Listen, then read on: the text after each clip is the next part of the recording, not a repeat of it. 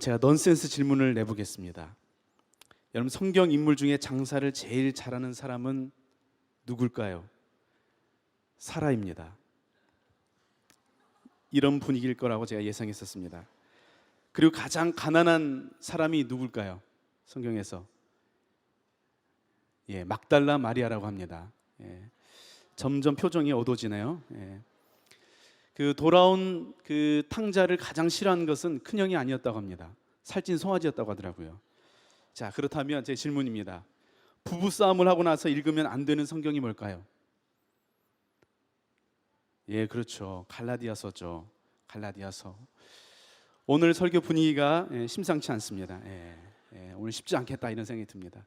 오늘 설교 굉장히 무거운 설교여가지고 시작 전에 어떻게 즐겁게 해줄까 생각했는데 실패했다고 봐야죠. 여러분, 갈라디아서는요 바울이 기록했습니다. 근데 사도 바울이 기록한 서신 중에 가장 먼저 기록한 서신이 바로 이 갈라디아서입니다. 사도 바울이 2차 전도 여행 중에 기록했는데요, 이 갈라디아 지역이 어디냐면 지금의 터키 남부 지역입니다. 사도 바울이 1차 전도 여행을 하면서 다녔던 안디옥, 이고니온, 루스드라, 이 더베 지역, 이 터키 남부 지역이 바로 이 갈라디아 지역입니다. 이 바울은요 자신이 세웠던 이 갈라디아 지역에 있는 여러 교회들에게 거짓 율법 교사들이 들어와서 성도들의 신앙을 혼란스럽게 한다는 그 이야기를 듣고 그들의 가르침이 왜 잘못되었고 우리가 믿고 있는 복음이 왜 진리인지를 변증하기 위해서 이 갈라디아서를 기록했습니다. 그래서 갈라디아서 1장과 2장에서는 우리가 믿고 있는 이 복음의 기원이 어디에 있는지 복음의 기원을 다루고 있습니다. 우리가 믿고 있는 복음은요 하나님으로부터 시작되었다는 것입니다. 그리고 3장과 4장에서는 믿음으로 구원받는다는 이 복음이 왜 진리인지 다양한 방법을 가지고 변호하고 변증하고 있습니다. 그리고 5장과 6장은 우리가 믿고 있는 이 복음이 우리 성도들의 삶에 어떤 영향을 주고 있는지를 기록하고 있는데요, 복음이 우리의 삶에 주고 있는 가장 큰 영향력은 뭐냐면 바로 구원의 확신과 자유라는 것입니다. 인간의 노력으로 구원을 얻는다는 그 율법주의는요 절대 우리에게 구원의 확신과 우리 영혼에, 우리 마음에 자유를 줄 수 없습니다. 그러나 예수 그리스도의 복음은 우리로 하여금 죄의 멍에를 벗어버리게 하고 진정한 자유와 평화를 얻게 한다는 것입니다. 이것이 갈라디아서입니다. 바울은 갈라디아서를 기록할 때요 대필자를 통해서 기록을 했는데요, 그 이유는 바울의 시력이 좋지 않았기 때문이라고 합니다. 근데 그런 바울이 갈라디아서를 마무리하면서 대필자를 향해 붓을 달라고 하고서 본인이 직접 이제 편지를 쓰기 시작합니다. 오늘 보면 11절에 보면 이렇게 되어 있습니다.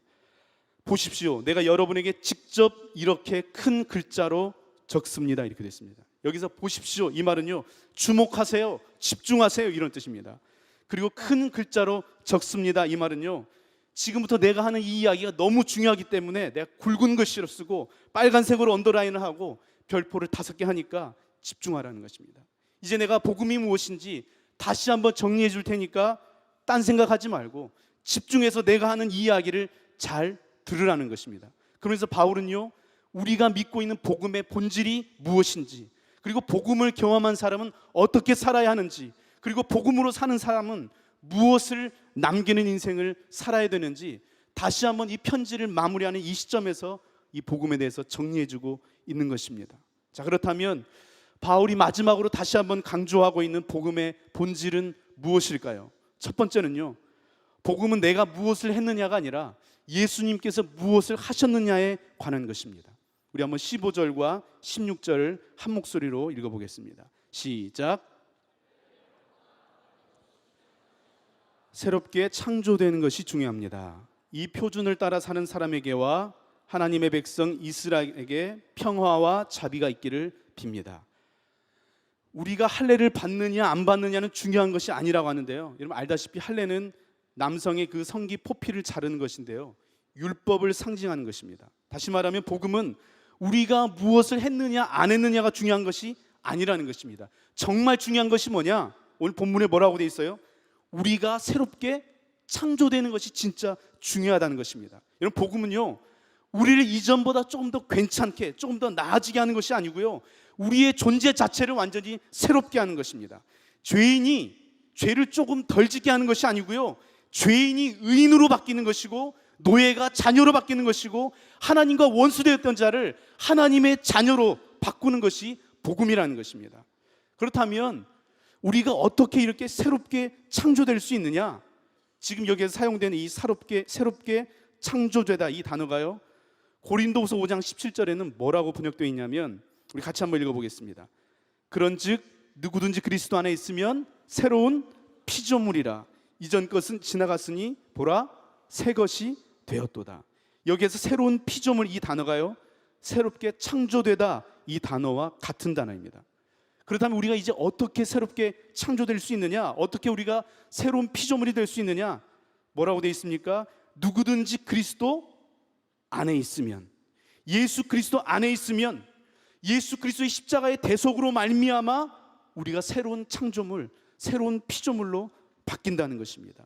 또 오늘 보면 이 표준을 따라 사는 사람들 이렇게 되어 있는데요, 여기서 표준은 그리스도의 십자가를 믿는 믿음으로 구원받는다는 이 복음을 말하는 것입니다.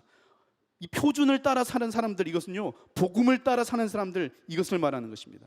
여러분, 성경이 말하고 있는 복음은요, 우리가 뭔가 열심히 노력해서 구원을 얻을 수 있는 것이 아니라 예수 그리스도를 믿는 믿음으로 구원을 얻게 된다는 것입니다. 우리를 지금 여기에서 조금 더 괜찮아지게 우리를 개선시키는 것이 아니고요, 우리를 완전히 바꾸는 거예요. 우리를 조금 더 개선시키는 것은요, 우리의 노력으로 해볼 수 있지만 우리의 존재 자체를 바꾸는 것은요, 우리의 노력으로 할 수 있는 것이 아니라는 것입니다. 그래서 복음은 내가 무엇을 했느냐, 내가 무엇을 할 수 있느냐가 아니라 예수님께서 무엇을 하셨느냐가 중요하다는 것입니다. 이런 복음을 전하다 보면 혹시 오늘 밤이라도 이 세상을 떠나게 된다면 천국에 들어갈 확신이 있냐고 물어보면요, 많은 사람들이 자신 없어 합니다. 제가 나쁜 짓을 많이 했다고, 내가 착하게 살지 못했다고, 내가 부족한 게 많다고. 근데 이런 대답을요, 교회 다니는 사람들도 합니다. 내가 참 부족해서. 근데 여러분, 이게 겸손해 보일 수는 있지만요, 성경이 이야기하고 있는 이 복음에 대해서는 제대로 모르는 것입니다. 또 반대로 이렇게 말하는 사람들도 있습니다. 그래도 내가 다른 사람들에게 나쁜 짓 안 하고 착하게 살았으니까 천국 가지 않겠냐고. 내가 주일 성수도 열심히 하고 홍금 생활도 열심히 하고 목자로도 섬겼으니까, 내가 그래도 20년 동안 성실하게 교회 다녔으니까 나는 천국 갈 수 있지 않겠냐고. 내가 못 가면 누가 천국에 들어갈 수 있겠냐고. 이렇게 대답하는 분들도 계십니다. 오늘 여러분 중에도 이런 대답을 하고 있는 분들이 있다면 그것은 아직 우리가 믿고 있는 이 복음이 무엇인지를 잘 모른다는 것입니다. 복음은요, 내가 뭘 해서 받을 수 있는 것이 아닙니다. 교회 다니기 때문에, 침례 받았기 때문에, 11조 했기 때문에 우리가 구원을 받는 것이 아니고요, 오직 예수 그리스도의 십자가로 말미암아 우리는 구원을 얻는 것입니다. 아멘이세요? 그래서 복음은요, 내가 무엇을 했느냐 안 했느냐가 아니라 예수님께서 무엇을 했느냐가 중요하다는 것입니다. 자, 그렇다면 이제 제가 여러분들에게 질문을 하겠습니다. 제가 여러분에게 질문을 하면 여러분 큰 소리로 대답하면 되는데요, 대답은 정해져 있습니다. 제가 뭐라고 질문하든 여러분 그냥 예수 그리스도 이렇게 크게 외치시면 됩니다. 이런 것을 최근 인문학에서는요 답정너라고 하더라고요. 답정너. 답은 정해져 있고 넌 대답만 해라, 뭐 이런 거죠. 제가 질문을 할 테니까 한번 여러분들 한번 큰 소리로 한번 대답해 보시면 좋겠습니다. 여러분, 복음은 누구에 관한 이야기입니까? 여러분의 죄인됨을 인정하고 여러분의 이제 노력으로는 절대 구원받을 수 없기 때문에 여러분을 위해서 십자가에 달려 죽으시고 부활하신 분이 누구십니까? 여러분의 구원자와 주인은 누구십니까? 누가 여러분을 죄에서 용서했습니까? 누가 불의한 여러분을 의롭게 했습니까? 누가 죄의 노예였던 여러분을 자유케 했습니까? 누가 하나님과 원수였던 여러분을 하나님의 자녀가 되게 했습니까? 오늘 여러분은 누구와 동행하고 있습니까? 여러분, 정말 예수 그리스도가 여러분의 구주와 주님 되시고 그분이 여러분을 죄와 사망에서 건져주시고 여러분을 하나님의 자녀로 의롭게 했다는 것을 정말 믿으십니까?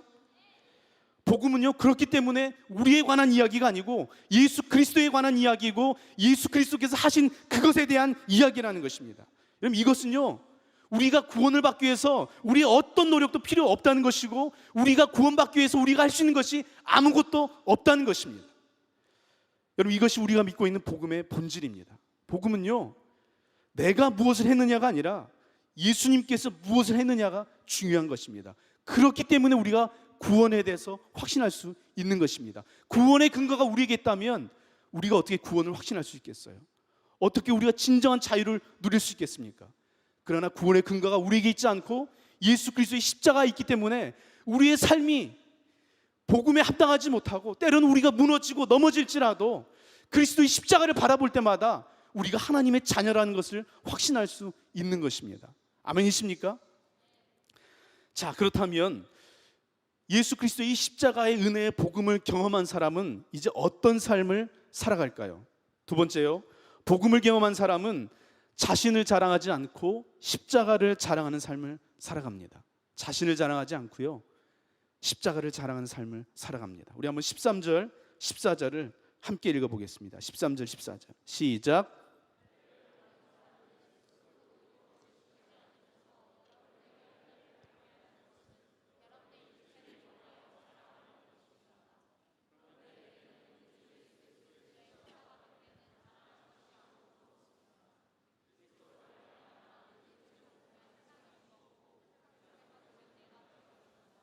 오늘 이 구절을요, 메시지 성경에서는 이렇게 번역했습니다.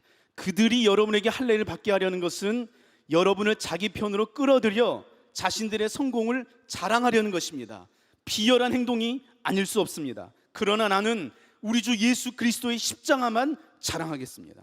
무슨 말이냐면요, 율법주의자들이 자신들도 율법을 제대로 지키지 못하면서 갈라디아 성도들에게 할례를 강조했던 이유가 있었다는 거예요. 근데 그 이유가 뭐냐?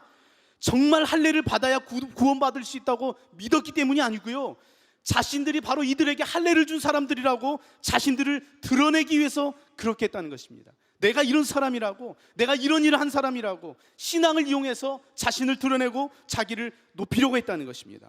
바울이 지금 이런 거짓 교사들을 향해서 저들의 마음의 동기를 잘 보라는 것입니다. 거짓 교사들의 마음의 동기가 뭐냐? 나라는 것입니다. 나를 자랑하기 위해서, 나를 높이기 위해서, 내가 인정받기 위해서, 내가 영광받기 위해서 신앙을 이용했다는 것입니다. 여러분, 혹시 우리 중에는 이런 분들이 없을까요? 교회 와서 열심히 봉사도 하고 열심히 섬기는데 말끝마다 내가 이런 일을 했다고, 내가 이런 사람이라고 자기를 드러내는 사람이 있지 않습니까? 사람들이 알아줬으면 하는 마음 때문에 봉사를 해도 티를 내면서 봉사를 하고, 선교를 가도 티를 내면서 선교를 가고, 목자를 해도 티를 내면서 목자를 하고 있지 않습니까? 사람들이 알아주지 않으면 시험에 들고, 목사님이 몰라주고 전도사님이 몰라주면 상처받고 있지는 않습니까? 오늘 반면에 바울은 뭐라고 이야기합니까? 자기에게는, 나에게는 오직 예수 그리스도의 십자가 외에는 결코 자랑할 것이 없다고 합니다. 여기서 바울이 이야기하는 이 자랑은요, 여러 가지 자랑할 것들 중에서 내가 십자가를 가장 자랑스러워한다, 이런 뜻이 아닙니다. 십자가 외에는 자랑할 것이 아무것도 없다는 뜻입니다. 여러분, 근데 정말 바울이 자랑할 것이 없는 사람이었습니까? 바울의 집안이 별로였습니까? 바울의 학벌이 별로였습니까? 바울의 직장이 별로였습니까? 아닙니다. 바울은 집안도 좋았고 학벌도 좋았고 젊은 나이에 일찍부터 출세한 사람입니다. 성공한 사람이었고 존경받는 사람이었고 누구보다 자랑할 거리가 많았던 사람이 바울입니다. 근데 그런 바울이요, 십자가를 경험하고 나니까 그런 것들은 아무것도 아니라는 것입니다. 그러면서 오늘 본문에 뭐라고 이어서 이야기합니까? 내 쪽에서 보면 세상이 죽었고 세상 쪽에서 보면 내가 죽었습니다. 이제 세상에서 성공하고 세상에서 인정받고 세상에서 잘 나가는 그런 세속적인 삶의 것들은 이제 아무런 의미가 없다는 것입니다. 그런 것을 추구하는 나의 옛 자아는 이미 죽었다는 거예요. 그래서 갈라디아 2장 20절에서 사도 바울이 뭐라고 합니까? 우리 같이 함께 외워보겠습니다. 시작. 내가 그리스도와 함께 십자가에 못 박혔나니 그런즉 이제는 내가 사는 것이 아니요 오직 내 안에 그리스도께서 사시는 것이라. 이제 내가 육체 가운데 사는 것은 나를 사랑하사 나를 위하여 자기 자신을 버리신 하나님의 아들을 믿는 믿음 안에서 사는 것이라. 예수 그리스도의 십자가의 복음을 경험한 바울에게요, 더 이상 자신을 드러내고 자신 인정받고 자신을 자랑하는 삶은 의미가 없다는 것입니다. 바울에게 있어서 유일한 자랑은 복음이라는 것입니다. 예수 그리스도라는 것입니다. 이것이 복음을 경험한 바울의 삶의 모습이었습니다. 자, 오늘 그렇다면 여러분은 어떠십니까? 오늘 여러분이 그렇게 열심히 일하고 공부하고 그렇게 열심히 살아가는 이유가 무엇입니까? 제가 지난주에도 한 자매를 만나서 이렇게 잠깐 대화를 하는데요, 정말 열심히 일하더라고요. 매일 야근을 하는데 일찍 퇴근하면 10시, 새벽 2, 3시에 퇴근하는 날도 많다고 합니다. 정말 그 얘기 듣는데, 야, 정말 우리 젊은이들이 이렇게 피곤하게 사는구나, 이렇게 열심히 사는구나, 이런 생각이 들었습니다. 정말 요즘 젊은이들의 삶이, 뭐 젊은이들 뿐이겠습니까? 요즘 우리들의 삶이 정말 만만치가 않습니다.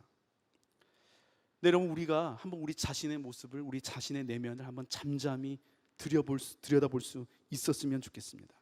여러분이 지금 그렇게 열심히 사는 이유, 그렇게 열심히 공부하고 열심히 그렇게 일하는 이유는 무엇입니까? 여러분이 그렇게 열심히 사는 진짜 마음의 동기는 무엇입니까? 내가 이런 사람이라고, 내가 이렇게 일을 잘한다고, 내가 얼마나 뛰어난지, 여러분 자신을 자랑하고, 여러분의 능력을 자랑하고, 여러분의 성공을 자랑하고 싶어서 오늘 여러분 그렇게 치열하게 살아내고 있지 않습니까? 이스라엘 백성들이 하나님께 책망을 받을 때 그들이 전혀 하나님을 믿지 않아서가 아닙니다. 하나님도 믿고 세상도 믿고, 하나님도 의지하고 돈도 의지하고, 하나님도 바라보고 바알과 아세라도 바라보고, 그래서 하나님께서 이스라엘 백성들을 책망하신 것입니다. 여러분, 우리 중에 하나님을 믿지 않는 사람이 누가 있겠습니까? 다 하나님 믿죠. 근데 여러분, 진짜 복음을 경험한 사람들은요, 하나님과 세상을 같이 붙들고 살지 않는다는 것입니다. 하나님과 나를 같이 붙들고 살지 않는다는 것입니다. 근데 세상은요, 너 자신을 위한 삶을 살라고, 네가 성공하고 네 뜻을 이루고 너의 계획이 이루어지는 것이 중요하다고, 너의 성공이 중요하다고, 네가 주인이 되라고 그렇게 이야기합니다. 그리고 세상은 그 이야기에 열광하죠. 그런데 안타까운 것은요, 그리스도인들조차도 그 거짓말에 속고 있다는 것입니다. 여러분, 우리가 사는 이유가 우리 자신일까요? 그렇지 않습니다.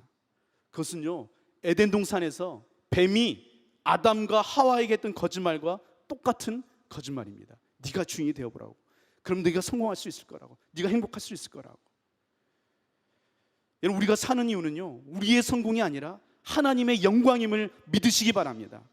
우리는 하나님의 영광을 위해 창조되었고 하나님의 영광을 위해 구원받았다는 것을 여러분 믿으시기 바랍니다. 그래서 이 복음을 경험한 사도 바울이 이렇게 강력하게 외치고 있는 것입니다. 여러분, 복음을 경험하고 나니까 더 이상 사람들에게 인정받는 것은 아무것도 아닙니다. 사람들이 알아주는 것도 아무것도 아닙니다. 십자가 앞에서는 나는 아무것도 아닙니다. 내가 자랑할 것이라고는 죄인된 나를 위해 십자가에 달려 죽으시고 부활하신 예수 그리스도의 그 십자가, 그분의 그 사랑, 그 은혜가 나의 자랑이라고, 예수 그리스도의 십자가가 나의 자랑이고 예수 그리스도의 복음이 나의 자랑이라고, 나는 오직 이 하나님의 영광을 위해 살아갈 것이라고 오늘 사도 바울은 우리를 향해서 이렇게 강력하게 호소하고 있는 것입니다. 저는 오늘 여러분이 여러분의 자신을 자랑하고 여러분의 성공을 자랑하고 여러분이 이루는 그 어떤 것을 자랑하는 것이 아니라 예수 그리스도의 십자가의 복음을 자랑하고 예수 그리스도의 십자가의 은혜를 자랑하는 삶이 되기를 주의 이름으로 축원합니다. 이제 이번 주면 우리 국내 전도에 가서 열심히 사역을 할 텐데요, 저는 이번 국내 전도를 통해서 여러분이 얼마나 일을 잘하는지, 우리 팀이 얼마나 잘하는지, 우리 지구촌 교회를 자랑하는 것이 아니라, 여러분을 자랑하고 우리의 캠과 우리의 촌을 자랑하는 것이 아니라 정말 예수 그리스도를 자랑하는 시간 되기를 주의 이름으로 축원합니다. 예수 그리스도만 영광 받으시는 이번 국내 전도가 되기를 주의 이름으로 축원합니다. 이번 선교가 끝났을 때 그리스도만 남기를 주의 이름으로 축원합니다. 이런 복음을 경험한 사람은요, 삶의 이유가 자기 자신이 아니라 예수 그리스도가 되는 것입니다. 복음을 경험한 사람은 자신을 자랑하는 것이 아니고요, 예수 그리스도를 자랑하는 삶을 사는 것입니다. 오늘 여러분은 누구를 자랑하고 계십니까? 자, 그렇다면 복음을 경험하고 복음으로 살아가는 사람은 이제 무엇을 남기는 인생이 될까요? 마지막 세 번째요, 복음으로 산 사람은 편안함의 흔적이 아니라 고난의 흔적을 남깁니다. 편안함의 흔적이 아니고요, 고난의 흔적을 남긴다는 것입니다. 우리 한번 12절을 같이 함께 한 목소리로 읽어보겠습니다. 시작.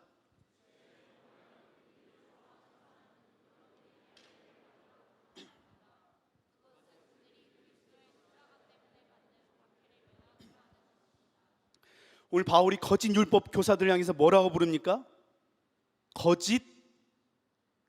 겉모양을 꾸미기를 좋아하는 사람, 이렇게 봅니다. 겉모양 꾸미기를 좋아하는 사람. 이것이 무슨 말이냐면요, 이 사람들이 진짜 율법을 지키려고 했던 그 이유가요, 세상과 하나님 사이에 양다리를 거치기 위해서 이쪽 저쪽 왔다 갔다 하는 기회주의자들이었다는 것입니다. 이 당시에 율법주의자들이 왜 이렇게 할례를 받으려고 했느냐, 자신들이 이 복음을 믿는다는 이유 때문에요, 과격한 이 유대주의자들로부터 핍박을 받았었습니다. 그런데 그들에게 좀 잘 보여가지고요, 이 핍박을 면해보려고 그렇게 했다는 것입니다. 오늘 본문의 원어에 보면요, 모논이라는 부사가 나옵니다. 근데 이것은 오로지라는 뜻이거든요. 오로지.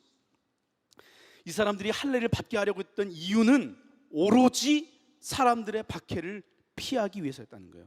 내가 편안하고 내가 안전하고 내가 행복한 것이 복음의 진리를 지키는 것보다 더 중요했다는 것입니다. 그래서 이런 사람들이 지나간 자리에는 뭐가 남아있어요? 복음을 이용해서 누린 편안함의 흔적만 남은 것입니다. 근데 많은 그리스도인들이요, 교회와 세상 사이에 양다리를 걸치고 있습니다. 교회 와서는 열심히 예배도 드리고 봉사도 하고, 또 세상에서는 적당히 술도 같이 먹고, 적당히 2차도 즐기고, 적당히 거짓말도 하고, 적당히 불의와 타협하면서 산다는 것입니다. 근데 여러분, 이런 사람들은요, 항상 복음보다 자신의 안위와 자신의 평안과 자신의 행복이 더 중요합니다. 고난이 오면 언제든지 예수 그리스도를 부인합니다. 손해볼 상황이 되면 언제든지 자신이 그리스도인이라는 것을 숨깁니다. 이런 사람들은요, 복음을 위한 내가 아니고요, 나를 위한 복음으로, 예수님을 위한 내가 아니고요, 나를 위한 예수님으로 항상 그 순서가 뒤바뀌어 있다는 것입니다. 그런데 오늘 바울은 뭐라고 이야기합니까? 17절에 보면 이렇게 이야기합니다. 이제로부터는 아무도 나를 괴롭히지 마십시오. 나는 내 몸에 예수의 상처 자국을 지니고 다닙니다. 더 이상 율법주의자들의 그 거짓 가르침에 빠지는 일로 오늘 나를 괴롭히지 말라고 하면서요, 바울이 뭐라고 이야기합니까? 내 몸에는 너희들이 그렇게 자랑하는 할례 자국, 인간의 칼 자국이 아니라 예수 그리스도로 말미암은 고난의 상처 자국을 가지고 있다는 것입니다. 개역개정 성경에는요, 예수의 흔적을 지니고 있다, 이렇게 말씀하고 있습니다. 이것은 헬라어로 스티그마라고 하거든요. 스티그마. 성경에 딱 한 번 이곳에 사용되고 있습니다. 이것은 이 당시 종이나 노예, 죄수들에게 그들의 신분을 표시하기 위해서 찍었던 낙인을 말하는 것입니다. 이 낙인을 향해서 스티그마라고 합니다. 근데 바울은요, 자신에게 어떤 스티그마가 있느냐? 바로 예수 그리스도의 스티그마가 있다는 것입니다. 바울이 말하는 이 예수의 흔적, 그것은 뭐냐? 바로 복음을 위한 고난의 흔적입니다. 바울은요, 복음을 전하는 동안 수없이 많은 고난을 당하면서 온몸에 상처 자국이 가득했습니다. 고린도후서 11장 23절에서 29절에 보면 이렇게 되어 있습니다. 그들이 그리스도의 일꾼이냐? 정신없는 말을 하거니와 나는 더욱 그러하도다. 내가 수고를 넘치도록 하고 옥에 갇히기도 더 많이 하고 매도 수없이 맞고 여러 번 죽을 뻔하였으니 유대인들에게 40에서 하나 감한 매를 5번 맞았으며 3번 태장으로 맞고 1번 돌로 맞고 3번 파선하고 일주야를 깊은 바다에서 지냈으며 여러 번 여행하면서 강의 위험과 강도의 위험과 동족의 위험과 이방인의 위험과 시내의 위험과 광야의 위험과 바다의 위험과 거짓 형제 중에 위험을 당하고 또 수고하며 애쓰고 여러 번 자지 못하고 주니며 목마르고 여러 번 굶고 춥고 헐벗었노라. 바울은 자신의 의를 드러내기 위한 할례의 흔적이 아니라 자신을 위해 십자가에 달려 죽으신 예수 그리스도를 위한 고난의 흔적을 가지고 있다고 이야기하고 있는 것입니다. 여러분, 이 당시에는요, 예수도 믿지만 할례도 받아야 된다고 하는 율법주의자들이 교회 안에 침투해 있었습니다. 그런 거짓 교사들 향해서 바울은요, 아니라고. 구원은 오직 예수 그리스도 안에 있다고. 예수 그리스도만이 우리의 유일한 구원자라고. 그렇게 주장하면서 끊임없이 많은 고난과 핍박을 받았다는 것입니다. 그렇다면 오늘날 교회 안에는 어떤 거짓 교사들이 있을까요? 바로 다원주의라는 거짓 교사들입니다. 여러분, 왜 이렇게 고지식하고 이렇게 꽉 막혀 있냐고. 우리가 언제 예수 믿지 말라고 했냐고. 예수 믿으라고. 그러나 예수만 구원이라고는 하지 말라고. 왜 이렇게 촌스럽게 그러냐고. 왜 이렇게 보수적이고 편협하냐고. 그렇기 때문에 기독교가 욕을 먹는 거라고. 이렇게 이야기하면서 우리 복음주의자들을 비난합니다. 여러분은 이런 종교 다원주의자들을 향해서 어떻게 반응하고 계십니까? 아니라고. 우리가 구원받는 길은 오직 예수 그리스도밖에 없다고. 예수 외에는 구원의 길이 없다고. 이것이 성경이 이야기하고 있는 진리라고. 사람들에게 비난받을 각오를 하면서 예수 그리스도의 복음을 증거하고 계십니까? 여러분에게는 복음을 전하면서 거절당하고, 복음을 전하면서 창피를 당하고, 복음을 전하면서 무시를 당했던 흔적이 있습니까? 복음을 전한 것 때문에 관계가 깨어진 흔적이 있습니까? 복음을 전한 것 때문에 열심히 섬기고 나서 욕을 먹은 흔적이 있습니까? 여러분, 주님은요, 우리가 얼마나 성공하고 우리가 얼마나 편안하게 사느냐가 아니라 바로 이 복음을 위한 고난의 흔적을 가지고 있느냐를 주목하고 계시다는 것입니다. 그리고 이 예수 그리스도의 고난의 흔적을 가지고 사는 사람이 진짜 복음으로 사는 그리스도의 제자라는 것입니다. 여러분, 이스라엘에서는요, 주인들이 목자들을 뽑을 때 이력서가 따로 없었다고 합니다. 그냥 목자들을 한 줄로 쭉 세워놓습니다. 목자 후보생들을 한 줄로 쭉 세워놓습니다. 그리고 우통을 벗게 합니다. 은혜가 되죠? 그들의 몸이 이력서라는 거예요. 자, 그러면 여러분, 어떤 목자가 좋은 목자일까요? 김종국처럼 아주 근육질의 탄탄한 몸매를 가지고 있는 사람이 좋은 목자일까요? 그렇지 않습니다.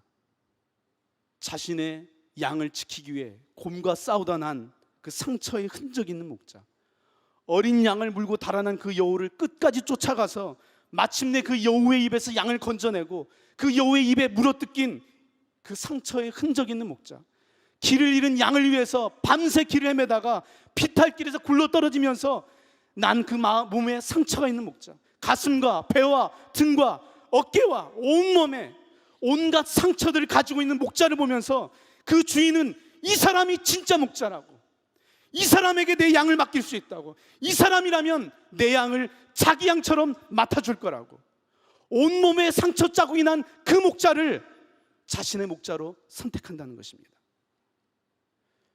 바울은요, 자신의 이익과 자신의 편안함을 위해서 사람들이 만들어낸 상처 자국이 아니라 복음을 위한 고난의 상처, 예수의 흔적을 가지고 있는 자신을 비교하면서 누가 진짜 목자겠냐고, 누가 참 목자겠냐고, 절대 저는 거짓 교사들의 속임수에 넘어가서는 안 된다고 갈라디아 교회 성도를 향해서 호소하고 있는 것입니다. 오늘 여러분에게는 어떤 흔적이 있습니까? 십자가를 피해 편안함을 추구하는 편안함의 흔적이 여러분 안에 있지는 않습니까? 이제 이번 주부터 국내 전도가 시작되는데요, 여러분, 우리는 그곳에 편하기 위해서 가는 것이 아닙니다. 쉬러 가는 것이 아닙니다. 내 몸에 예수의 흔적을 남기기 위해서, 내 삶에 고난의 흔적을 남기기 위해서 가는 것입니다. 저는 이번 국내 전도를 통해서요, 여러분의 인생 가운데 주 예수 그리스도를 위한 고난의 흔적을 여러분의 몸에 새기고 돌아오는 그런 국내 전도가 되기를 주의 이름으로 축원합니다. 오늘 이 말씀을 준비하면서요, 저 자신에게도 이 질문을 하는데, 나는 과연 거짓 교사, 거짓 목사가 아니라 진짜 그리스도인, 진짜 목자인가라고 질문을 해보는데요, 자신이 없었습니다. 물론 저도 복음을 경험했고 복음을 위해서 믿지 않는 가정에서 쫓겨나서 20년을 여기까지 달려왔지만, 솔직하게 제 안에 조금이라도 더 편해지고 싶은 마음, 사람들에게 인정받고 싶은 마음이 제 안에 있더라고요. 사람들이 알아줬으면 하는 그 마음이 제 안에 또아리를 틀고 있더라고요. 그렇다면 여러분, 도대체 사도 바울은 어떻게 이렇게 철저하게 자신을 부인하고 오직 십자가를 자랑하고 고난의 흔적, 예수 그리스도의 흔적을 남기는 삶을 끝까지 살아갈 수 있었을까요? 14절에 보니까 그 답이 나오더라고요. 그리스도로 말미암아. 이 모든 것은 바로 예수 그리스도로 말미암아 가능하게 되었다는 것입니다. 예수 그리스도께서 철저하게 자신을 부인하고 십자가를 지고 고난의 길을 가셨을 뿐만 아니라 예수 그리스도는 우리로 하여금 예수의 흔적을 남기는 삶을 살아갈 수 있도록 도우시는 분이시라는 것입니다. 오늘 18절에도 뭐라고 되어 있냐면, 형제들아 우리 주 예수 그리스도의 은혜가 너희 심령에 있을지어다. 그리스도의 은혜가 너희 심령에 있을지어다. 나를 다시 살게 한 그리스도의 은혜가 너희에게 있기를 원한다는 것입니다. 바울이 지금까지 이렇게 살 수 있었던 이유는 오직 예수 그리스도의 은혜 때문이었다는 것입니다. 그리스도의 은혜에 붙들려 살 때 복음으로 살게 되고, 그리스도의 은혜에 붙들려 살 때 복음의 영광을 위해 살게 되고, 그리스도의 은혜에 붙들려 살 때 복음을 위한 고난조차도 두려워하지 않는 삶을 살 수 있게 된다는 것입니다. 그러니 여러분도 그 은혜를 붙들고 살라는 것입니다. 존 스토트 목사님께서요, 갈라디아서 강의 마지막 부분에 이렇게 말씀하십니다. 복음의 진정한 특징은 우리 주 예수 그리스도의 은혜이며, 복음 전도자의 특징은 예수의 흔적이다. 그리고 이것은 모든 하나님의 백성에게 해당된다. 여러분, 우리를 살게 하는 것은요, 오직 예수 그리스도의 은혜라는 것입니다. 그 은혜가 복음을 위한 고난의 은적, 예수의 흔적을 남기는 삶을 살게 한다는 것입니다. 그리고 이것은요, 어떤 특별한 사람이 아니라 예수 그리스도의 복음을 경험한 하나님의 백성이라면 누구도 예외 없이 이렇게 살게 된다는 것입니다. 아멘이세요?